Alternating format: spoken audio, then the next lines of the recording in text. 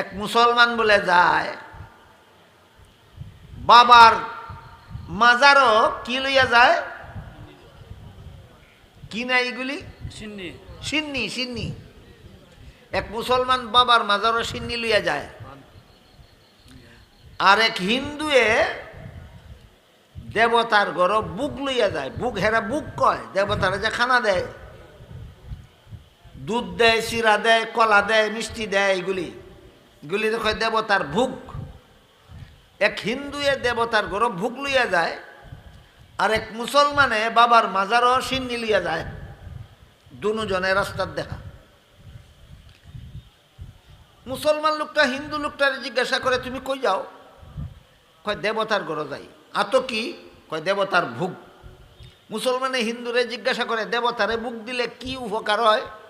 কয় দেবতা খুশি হইয়া সুখ শান্তি দেয়, ধন সম্পদ দেয়। এবার হিন্দুয়ে মুসলমানরা জিজ্ঞাসা করে, তুমি কই যাও? কয় আমি বাবার মাজারও যাই। তোমার হাত এটা কি? বলি এটা বাবার সিন্নি। কয় বাবার মাজারও সিন্নি দিলে কি হয়? কয় বাবা খুশি হইয়া সুখ শান্তি দেয়, ধন সম্পদ দেয়।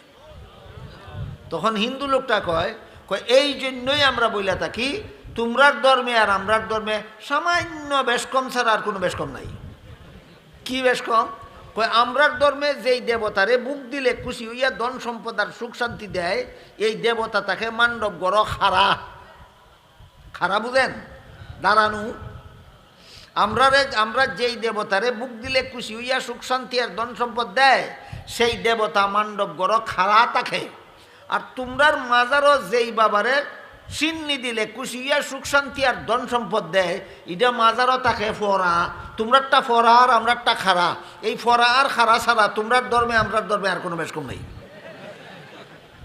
চিন্তা করে দেখেন দুই দল পূজারীর মধ্যে সম্পর্কটা কত গভীর। আরেকটা গল্প কই শুনেন। খোদা কত শক্তিশালী আর খোদার কেমন শক্তি হওয়া দরকার এটা বোঝার জন্য এক মুসলমান মুসাফির বিদেশ বিভাগে পড়িয়া রাত্রে থাকবার জায়গা হয় না। এই বাড়ির গে জায়গা চায়, ওই বাড়ির গে জায়গা চায়, এই বাড়ির গে জায়গা চায়, কেউ জায়গা দেয় না। এক হিন্দু লোকের দয়া হইছে, তারে দিছে। কয় আমার তো গড় মুসলমান জায়গা দেওয়ার নিয়ম নাই। আমার যে গড় দেবতা রাখি মান্ডব গড়, এই দেবতা রাখার পাশে এক পাশে সামান্য জায়গা আছে। তুমি যেহেতু বিপদ পড়ছো, এইখানে রাতটা কাটাই এলাও, সহালে দেবাগা। এত যাতে মুসলমান জায়গা দিছে না কার গড়? দেবতার গড়, মান্ডব গড়। দেবতা দেখেই তো হের দেমাক গেছে গাছ হইয়া। কয় আজকে দেবতারে মজা শিখাইতাম। কি মজা শিখাইব? হে শুইয়া ঠেংডা দেবতার গাঢ় তুলে তুসে। আর হি বেটা গিয়া যে মুসলমানদের দেবতার গড় শুয়াইয়া তুইয়া গেছে, নিজে যে শুইছে মনে মনে খালি বয়, না জানি দেব আমার ক্ষুধার সাথে কি বেয়াদবি না জানি করে, আমার ক্ষুধার সাথে কি বেয়াদবি না জানি করে। তো মানুষের যেই কথা বেশি বেশি ভয় করতে করতে ঘুমাইলে এইটাই স্বপ্ন দেখে। হে ঘুমাইতে না ঘুমাইতেই স্বপ্নে দেখে। হের দেবতায় তারে কইতেছে, আমার গড় শেখ জায়গা দিছস, তোর শেখে যে আমার গাড়ো ঠ্যাং তুললে বেইজ্জত করছে, এইটার বিচারটাও করম ঠিক মতো। স্বপ্ন দীক্ষা গেছে তার ঘুম ভাঙ্গিয়া তাড়াতাড়ি করে মান্ডব গড়ে গিয়া দেখে ঠিকই এই শেখে এর খুদার গাড়ো ঠ্যাং তুললে তুই। এই বেটা তুই বিপদ বর্ষস দীক্ষা, আমার খুদার গড়ে তোরে জায়গা দিছিলাম, আমার খুদার সাথে বেয়াদবি করলে তার গাড়ো ঠ্যাং তুললে গেল লাগিয়া। হে বড় দুষ্ট মুসলমানটা। কয় ভাই ঘুমের মধ্যে কইতারি না, মাফ করে দেও, আর করতাম না। কইয়া বিদায় করছে। হে গিয়া আবার শুইছে, আবারও ঠ্যাংটা দেবতার গাঢ় তুলছে। আবারও স্বপ্নে দেখে দেবতা কইছে, তোরে রাখতাম না, তুই আমার শেষ জায়গায় দিয়ে আমারে বারবার অপমান করতেছ। আবার গিয়া ধরছে, যেটা কয় শেষবারের মতো মাফ করো, আর যদি করি জায়গা দিও না। আবার গিয়া শুইছে, আবারও এই দুষ্টটায় দেহে দেবতার গাঢ় ঠ্যাংটা তুলছে। এইবার স্বপ্নে দেখে দেবতা কইতেছে, আমার ঘর তোর শেখ জায়গা দিয়া যে বেইজ্জত করতেছস, তোর বংশ রাখতাম না, তোর গোটা বংশরে আমি ধ্বংস করে দিব। এইবার হিন্দু লোকটারও উঠছে মনে মনে গুসা। কয় বেটা তোর যদি আমার বংশ বিনাশ করে দেওয়ার ক্ষমতা থাকতো, তাহলে যেই বেটা তোর গাঢ় ঠ্যাংটা তুলছে, গাঢ় থেকে ঠ্যাং ঢালামাইতে আরস না।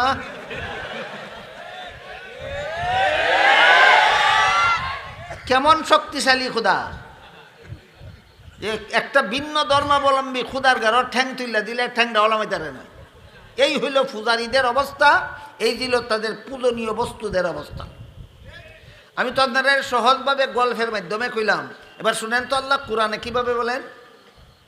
আল্লাহ বলেন দুআফাত তালিবু ওয়াল মাতলুব, খুদা বন্দা যেমন দুর্বল খুদা তেমন দুর্বল। খুদারে দুধ দেয়, চিরা দেয়, কলা দেয়, খাইতো? খুদা খাইতো তো পারেই না, মাছি খায়। মাছিরে কইতো পারে না, এই মাছি এইগুলি তোর খাদ্য না, এইগুলি আমি খুদার খাদ্য, তুই খাইস না। মাছি তারাইব দূরের কথা, মাছিরে খাইস না ও কইতো পারে না। এইটারে যে এটার সামনে যে মাথা নত করতে যাও, তোমার বিবেক গেল কোথায়? তোমার কাণ্ডজ্ঞাত গেল কোথায়? তোমার বিবেকরে জিজ্ঞাসা করে দেখো, তোমার খুদা বেশি শক্তিশালী না বন্দা বেশি শক্তিশালী? খুদা একটা মাছি বানাইতে পারে না, বন্দায়ও একটা মাছি বানাইতে পারে না। কিন্তু খুদার সামনে খানা দিলে খানার মাছি এদের খুদা তাড়াইতে পারে না, কিন্তু বন্দায় মাছি তো তাড়াইতে পারে। তাইলে খুদা বেশি শক্তিশালী হইল না খুদার থেকে বন্দা বেশি শক্তিশালী? খুদার থেকে বন্দা বেশি শক্তিশালী। তো তোমার মতো এমন শক্তিশালী, যে শক্তিশালী তুমি মাছি তাড়াইতে পারো, এমত অবস্থায় যে খুদায় মাছিটা পর্যন্ত তাড়াইতে পারে না, এটার সামনে মাথা নত করতে যাও, তোমার বিবেক গেল কোথায়? তোমার কাণ্ডজ্ঞান গেল কোথায়? কোরআনের এই কথাটাই আমি গল্পের মাধ্যমে আপনাদেরকে ভিন্নভাবে বুঝাইবার চেষ্টা করছি। বিষয় একটাই, যে তোর যে খুদায় মাছি তাড়াইতে পারে না, এটা খুদা মানুষ কোন আক্কেলে, কোন বিবেকে? এগুলো কইলাম কোরআনের কথা। এখন তারার ধর্মের কিতাবের কথা কিছু শুনেন। তারার ধর্মের কিতাবও লেখা আছে রাম এক খুদা। এই খুদার বউয়ের নাম সীতা। রামের বউয়ের নাম সীতা। এই সীতার উপর আশিক হইল, পাগল হইল, সীতার প্রেমে পাগল হইল এক ডাহাইত। ডাহাইতের নাম রাবণ। রাবণ রাবণে রাম খুদার বউ সীতারে অপহরণ করে নিয়ে গেছে গা। এক কথায় ডাহাইতে খুদার বউ চুরি করে লাইছে। ডাহাইতে খুদার বউ চুরি করে লাইছে। শেষ পর্যন্ত খুদা হনুমানের দল লইয়া ডাহাইতের বিরুদ্ধে যুদ্ধ করছে 6 মাস। 6 মাস যুদ্ধ করে খুদায় বউয়েরে উদ্ধার করে আনছে। 6 মাস পর্যন্ত খুদার বউ ডাহাইতের ঘর রয়েছে। এটা তারার ধর্মের কিতাব লেখা। এই লেখার রেফারেন্স দিয়া কোনো কবি বলেন, আগার রামে নামে খুদায় তুবুদ জানাসরা চেরা দুদেরা বনরবুদ। রাম যদি খুদা হইয়া থাকে তো তার বউ সুরে নাই কেমনে? আর যার বউ নেগে সুরে, হে আবার খুদা হয় কেমনে? আপনারা কি বুঝতে পেরেছেন পূজারীদের খুদা কত দুর্বল? এই হইল পূজারীদের খুদা এত দুর্বল।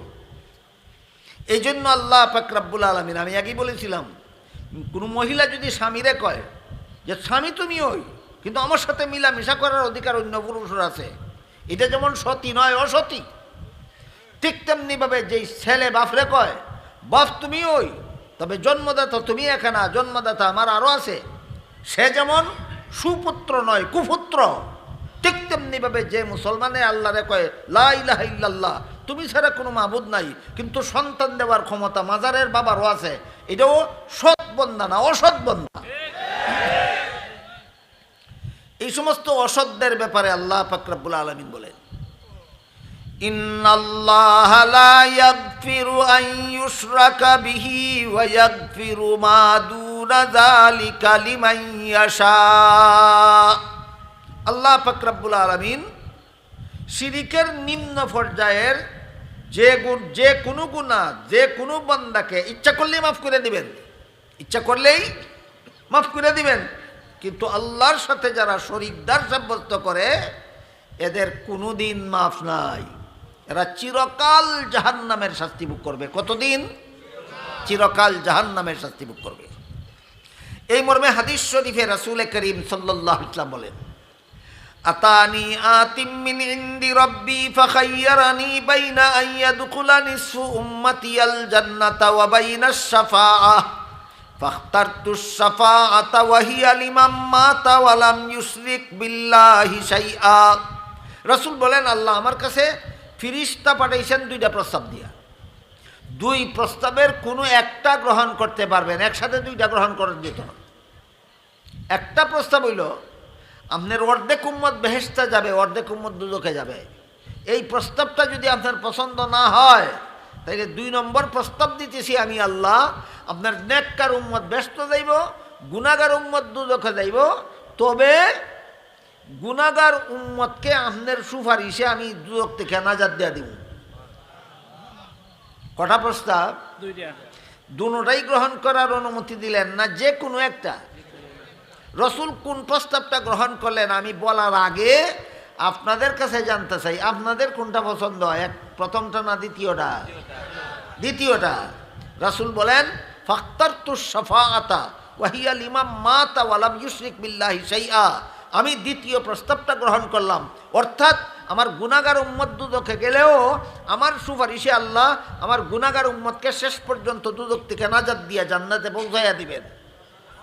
তবে যদি কেউ আল্লাহর সাথে শরীকদার সাব্যস্ত করে মারা যায়, তাহলে তার জন্য আল্লাহর জান্নাত যেমন চিরতরে হারাম, ঠিক তেমনিভাবে নবীগণের সুপারিশও চিরতরে হারাম। হাদিসের দ্বারা কি সাব্যস্ত হইল? হাদিসের দ্বারা সাব্যস্ত হইল যে কোনো রকমের গুনাহগারকে নবী সুপারিশ করবেন, আল্লাহ মাফ করে দিবেন, কিন্তু শিরিক যারা করে এদের জন্য নবী সুপারিশ করবেন না। আল্লাহর জান্নাত যেমন শিরিকবাদীদের জন্য হারাম, ঠিক তেমনিভাবে নবীর সুপারিশও শিরিকবাদীদের জন্য হারাম। এই মর্মে সহিহ বুখারী শরীফে একটা ঘটনা আছে। হযরত ইব্রাহিম আলাইহিস সালাম কিয়ামতের দিন আল্লাহকে বলবেন, আল্লাহ আমার বাবা আজর মূর্তি পূজারী। আজর কি পূজারী? মূর্তি পূজারী। আমার বাবা আজর, তারা আপনি জাহান্নামে দিবেন, চিরকাল জাহান্নামের আগুনে জ্বলব। এই কথাটা আমি জান্নাতে থেকে দেখে যখন আমার স্মরণ হবে, তখন জান্নাতের শান্তিটা পাবো কেমনে? ইব্রাহিমের প্রশ্নটা বুঝছেন আপনারা? ইব্রাহিম নবী হাসরের মাঠে আল্লাহকে বলবেন, আমার বাবা আজরকে জাহান্নামে দিবেন, চিরকাল জাহান্নামের আগুনে জ্বলবে। এই কথাটা যখন আমার স্মরণ হবে, তখন জান্নাতের সুখ শান্তিটা আমি বুক করব কিভাবে? আল্লাহ পাক রব্বুল আলামিন ইব্রাহিম আলাইহিস সালামের প্রশ্নের জবাবে বলবেন, ও ইব্রাহিম, আপনি ভুলে গেলেন মুশরিকের জন্য জাহান্নাম থেকে নাজাতের সুপারিশ করা সমস্ত নবী রসুলগণের জন্য হারাম। সমস্ত নবী রসুলগণের জন্য হারাম। বাকি রইল আপনি জান্নাতে গিয়া যখন স্মরণ হইব আপনার বাপে জাহান্নামের আগুনে জ্বলতেছে, শান্তিটা ভাইবেন কেমনে? এটার আমি আলাদা ব্যবস্থা করছি। কি আলাদা ব্যবস্থা?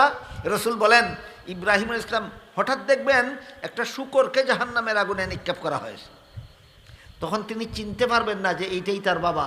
আল্লাহ তার বাবারে শূকরের আকৃতি ধারণ করিয়া জাহান্নামে ফেলবেন, জাহান্নামে বাপরে জাহান্নামে ফেলা হয়েছে, এটাও তিনি বুঝতে পারবেন না। আর বাপ জাহান্নামের আগুনে জ্বলতেছে, এই কথা কোনোদিন আর ইব্রাহিমের স্মরণই হবে না। কিন্তু তারপরও বাপ মুশরিক হওয়ার কারণে, বাপ মূর্তি পূজারী হওয়ার কারণে, পয়গম্বরের বাপ হওয়া সত্ত্বেও চিরকাল জাহান্নামের আগুনেই জ্বলতে হবে। ইব্রাহিম আলাইহিস সালামের বাবা মূর্তি পূজারী মুশরিক হওয়ার কারণে যেমন চিরস্থায়ী জাহান্নামী, ঠিক তেমনিভাবে নূহ আলাইহিস সালামের ছেলে মুশরিক মূর্তি পূজারী হওয়ার কারণে চিরস্থায়ী জাহান্নামী। মুহাম্মদুর রাসূলুল্লাহর আপন চাচা মুশরিক মূর্তি পূজারী হওয়ার কারণে চিরস্থায়ী জাহান্নামী। এক নবীর বাবা, এক নবীর ছেলে, আর সর্বশ্রেষ্ঠ নবীর চাচা। কোন নবীর বাবা? ইব্রাহিম নবীর বাবা। কোন নবীর ছেলে? নূহ নবীর ছেলে। কোন নবীর চাচা?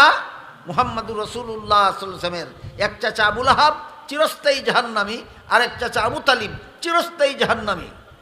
রাসূল করিম সাল্লাল্লাহু আলাইহি ওয়াসাল্লাম বলেন, আমার চাচা আবু তালিবের পায়ে জাহান্নামের আগুনের তৈরি করা 2টা স্যান্ডেল ফরাইয়া দেওয়া হবে। এই আগুনের স্যান্ডেলের তাপে আমার চাচা আবু তালিবের মাথার মস্তক ফেনাইতে থাকবে। আর আমার চাচা আবু তালিব মনে করবে এর চেয়ে কঠিন আযাব আর জাহান্নামে হতে পারে না। এই আযাবে আমার চাচা আবু তালিব চিরকাল থাকবে। নবীর চাচা আবু তালিব জাহান্নামে চিরকাল থাকবে। এতক্ষণের কথা বুঝে থাকলে বলুন কোন গুনার কারণে? শিরিক গুনার কারণে। এই জন্য ইমানকে শিরিক গুনায় ধ্বংস করে দেয়। এই জন্য কেমন ইমান দরকার? শিরিক মুক্ত। শিরিক মুক্ত ঈমান আল্লাহর কাছে গ্রহণযোগ্য, শিরিক যুক্ত ঈমান আল্লাহর কাছে গ্রহণযোগ্য নয়। এতক্ষণে আমি আপনাদের এই কথাটা বোঝাইবার চেষ্টা করছি। ঈমান যদি শিরিক মুক্ত হয় সেই ঈমান আল্লাহর কাছে গ্রহণযোগ্য। ঈমান যদি শিরিকের সাথে মিশ্রিত থাকে, শিরিক মিশ্রিত ঈমান আল্লাহর কাছে গ্রহণযোগ্য নয়। তাহলে এতক্ষণের কথা বুঝে থাকলে বলেন, কোন ঈমান আল্লাহর কাছে গ্রহণযোগ্য? শিরিক মুক্ত। কোন ঈমান আল্লাহর কাছে গ্রহণযোগ্য? শিরিক মুক্ত। এখন কয়েক মিনিটে আর একটা কথা কইতাম চাই, সেটা হলো কোন আমল আল্লাহর কাছে গ্রহণযোগ্য? সেটা হলো বেদাত মুক্ত। শিরিক মুক্ত আমল ঈমান চাই, বেদাত মুক্ত আমল চাই। শিরিক মুক্ত ঈমান আর বেদাত মুক্ত আমল, শিরিক মুক্ত ঈমান আর বেদাত মুক্ত আমল। শিরিক মুক্ত ঈমান আল্লাহর কাছে গ্রহণযোগ্য, বেদাত মুক্ত আমল আল্লাহর কাছে গ্রহণযোগ্য। এই বেদাত মুক্ত আমল বলতে কি বোঝায়? হাদিস শরীফে রাসূল করিম সাল্লাল্লাহু আলাইহি ওয়াসাল্লাম বলেন, ইয়াকুম ওয়া মুহদাসাতিল উমুর ফাইন্না কুল্লা মুহদাসাতিন বিদআতুন ওয়া কুল্লা বিদআতিন দালালাহ ওয়া কুল্লা দালালাতিন ফিন্নার, আও কামা ক্বালা আলাইহিস সালাতু ওয়াস সালাম। রাসূল বলেন, হে আমার উম্মত মুসলমানেরা, তোমরা ধর্মের কাজ নবীর তরিকা মতে করো, মন গড়া যুক্তি মতে করবা না। ধর্মের কাজ নবীর তরিকা মতে করো, মন গড়া যুক্তি মতে করবা না। নবীর তরিকা মতে করলে এটার নাম সুন্নত, আর ধর্মের কাজ মন গড়া মতে করলে এটার নাম বেদাত। ধর্মের কাজ মন গড়া যুক্তি দিয়ে করলে এর নাম বেদাত। বেদাত করলে জান্নাতের পথ হারাইবা, জান্নাতের পথ হারাইলে জাহান্নামে যাইতেই হবে। কাজেই আমলটা আমার কি মুক্ত হওয়া দরকার? আমলটা বেদাত মুক্ত হওয়া দরকার। হাদিস শরীফে রাসূল করিম সাল্লাল্লাহু আলাইহি ওয়াসাল্লাম বলেন, যারা আমলকে যারা বেদাতের সাথে জড়াইয়া ফেলে এদের তওবা নসিব হয় না, এদের তওবা নসিব হয় না। এদের ফরজ বন্দেগীও আল্লাহর কাছে কবুল নয়, এদের কোনো নফল বন্দেগীও, বেদাতীদের কোনো ফরজ বন্দেগীও আল্লাহর কাছে কবুল নয়, বেদাতীদের কোনো নফল বন্দেগীও আল্লাহর কাছে কবুল নয়। একটা দুইটা বেদাতের উদাহরণ দিয়া কথা শেষ করি। আমাদের সমাজে এমন কিছু মুসলমান পাওয়া যায় যারা জানাজার নামাজের সালাম ফিরাইয়া মুনাজাত করে। যুক্তি দেয়, 5 বেলার নামাজের সালাম ফিরাইয়া যদি মুনাজাত করা যায়, তাহলে জানাজার সালাম ফিরাইয়া মুনাজাত করা যাবে না কেন? এটা তো কোরআন শরীফের কোনো আয়াতের কোনো তর্জমা না, এটা রসুলের কোনো হাদিসের তর্জমা না, এটা মন গড়া যুক্তি। এই মন গড়া যুক্তি দিয়ে আল্লাহ রসুল বলেন ধর্মের কাজ করলে এটার নাম ওই বেদাত। এইরকম যুক্তি তো আমিও দিতে পারি। 5 বেলার নামাজও যদি রুকু সেজদা করা যায়, জানাজার নামাজে রুকু সেজদা করা যাবে না কেন? 5 বেলার নামাজও যদি কোরআন তেলাওয়াত করা যায়, জানাজার নামাজে কোরআন তেলাওয়াত করা যাবে না কেন? 5 বেলার নামাজের জমাতের জন্য যদি আজান একামত দেওয়া যায়, জানাজার নামাজের জমাতের জন্য আজান একামত দেওয়া যাবে না কেন? তোমার আমার যুক্তির যেই জবাব, তোমার যুক্তির সেই জবাব। জানাজার নামাজের জন্য জমাতের জন্য আজান দিলে আজান বেদাত, একামত দিলে একামত বেদাত, জানাজার নামাজে রুকু করলে রুকু বেদাত, জানাজার নামাজে সেজদা করলে সেজদা বেদাত, জানাজার নামাজে কোরআন পড়লে কোরআন পড়া বেদাত। ঠিক তেমনি ভাবে জানাজা ফিরে সালাম ফিরাইলে সালাম ফিরানি বেদাত, আর সালাম ফিরাই মুনাজাত করলে মুনাজাত বেদাত। তাহলে আমল আমার কি মুক্ত হওয়া দরকার? বেদাত মুক্ত। শিরিক মুক্ত আমল আল্লাহর কাছে গ্রহণযোগ্য, বেদাত মুক্ত শিরিক মুক্ত ঈমান আল্লাহর কাছে গ্রহণযোগ্য, বেদাত মুক্ত আমল আল্লাহর কাছে গ্রহণযোগ্য। দুইটা কথা মনে থাকবে। কেমন ঈমান গ্রহণযোগ্য? শিরিক মুক্ত। আর কেমন আমল গ্রহণযোগ্য? বেদাত মুক্ত আমল গ্রহণযোগ্য।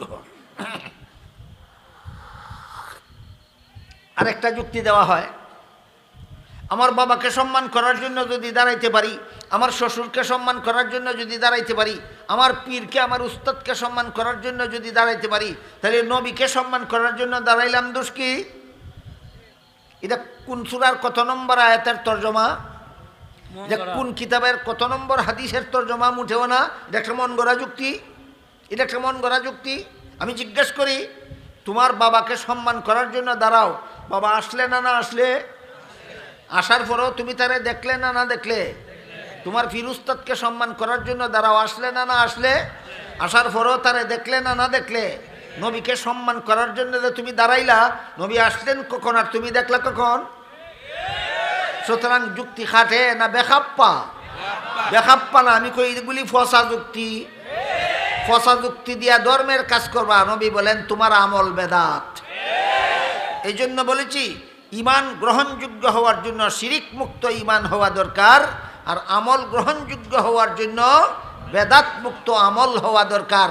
আল্লাহ আপনাদের আমাদের সবাইকে ইমানের হেফাজতের জন্য শিরিক মুক্ত থাকার আর আমলের হেফাজতের জন্য বেদাত মুক্ত থাকার তৌফিক দান করুন। সবাই বলুন আমিন। সুবহানা রাব্বিকা রাব্বিল ইজ্জাতি আম্মা ইয়াসিফুন ওয়া সালামুন আলাল মুরসালিন ওয়ালহামদুলিল্লাহি রাব্বিল আলামিন।